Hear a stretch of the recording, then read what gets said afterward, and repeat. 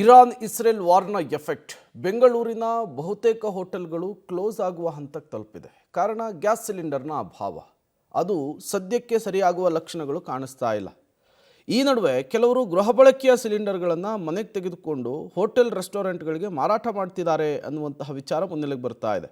2-3 ತಿಂಗಳಿಗೊಮ್ಮೆ ಸಿಲಿಂಡರನ್ನು ಬುಕ್ ಮಾಡ್ಕೊಳ್ತಿದ್ದವರು ಇದೀಗ 20-30 ದಿನಗಳ ಅಂತರದಲ್ಲಿಯೇ ಸಿಲಿಂಡರ್ ಬುಕ್ ಮಾಡೋದಕ್ಕೆ ಶುರು ಹಚ್ಕೊಂಡಿದ್ದಾರೆ. ಇದು ಅನುಮಾನವನ್ನು ಜಾಸ್ತಿ ಮಾಡ್ತಾ ಇದೆ. ಗ್ಯಾಸ್ ಏಜೆನ್ಸಿಗಳೇ ಇದ್ರ ಬಗ್ಗೆ ಮಾತನಾಡ್ತಾ ಇದ್ದಾರೆ. ಆಹಾರ ಇಲಾಖೆಯ ಅಧಿಕಾರಿಗಳ ದಾಳಿಯ ವೇಳೆಯೂ ಕೂಡ ಕೆಲ ಹೋಟೆಲು ರೆಸ್ಟೋರೆಂಟ್ಗಳಲ್ಲಿ ಗೃಹ ಬಳಕೆಯ ಸಿಲಿಂಡರ್ಗಳು ಸಿಗ್ತಾ ಇದ್ದಾವೆ. ಕೆಲವರು ಗೃಹ ಬಳಕೆಯ ಸಿಲಿಂಡರ್ಗಳನ್ನು ದುಪ್ಪಟ್ಟು ದರಕ್ಕೆ ಮಾರಾಟ ಮಾಡ್ಕೊಳ್ತಿದ್ದಾರಂತೆ. ಹೀಗಾಗಿ ಏಕಾಏಕಿ ಗ್ರಾಹಕರ ಬುಕ್ಕಿಂಗ್ ಸಂಖ್ಯೆಯಲ್ಲೂ ಕೂಡ ಗಣನೀಯವಾಗಿ ಏರಿಕೆಯಾಗಿದೆ. ಗೃಹ ಬಳಕೆಯ ಸಿಲಿಂಡರ್ಗಳ ಅಭಾವ ಸೃಷ್ಟಿಗೆ ಈ ಅಕ್ರಮ ದಂಧೆ ಕೂಡ ಒಂದು ಕಾರಣ ಅಂಥೇಳಿ ಈಗ ಗ್ಯಾಸ್ ಏಜೆನ್ಸಿಯ ಸಿಬ್ಬಂದಿಗಳು ಅನುಮಾನವನ್ನು ವ್ಯಕ್ತಪಡಿಸ್ತಾ ಇದ್ದಾರೆ. ಬುಕ್ಕಿಂಗ್ ಅಂತಂದರೆ ಇವಾಗ ಜಾಸ್ತಿ ಬುಕ್ ಆಗ್ತಾಯಿದೆ ಸರ್. ಏನಂತಂದರೆ ಕಸ್ಟಮರ್ ಬಂದ್ಬಿಟ್ಟು ನಮಗೆ ಒಂದು 450-500 ಬುಕ್ ಆಗೋದು ಹೆಚ್ಚಾಗ್ತಿತ್ತು. ಇವಾಗ 2000 3000 ಹಿಂಗೆ ಬುಕ್ ಮಾಡ್ತಾಯಿದ್ದಾರೆ. ಅದೇ ತಲೆನೋವಾಗಿದೆ.